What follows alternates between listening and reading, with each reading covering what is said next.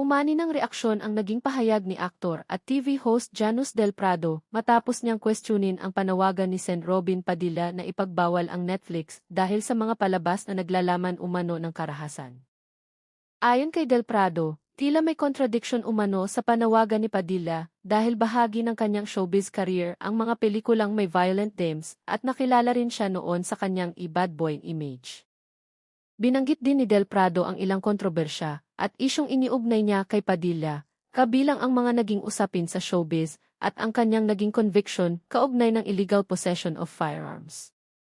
Naglahad din siya ng mga alegasyon tungkol sa posisyon ni Padilla sa ilang isyong may kinalaman sa paggamit ng dahas. Gayunpaman, mahalagang tandaan na hindi lahat ng binanggit ni Del Prado ay napatunayang pananagutan ni Padilla, kaya dapat paghiwalayin ang mga dokumentadong pangyayari sa mga alegasyon o opinyon. Sa huli, iginiit ni Del Prado na hindi umano angkop para kay Padilla na maging pangunahing tagapagsulong ng kampanya laban sa violent content, at tinawag niya itong performative politics.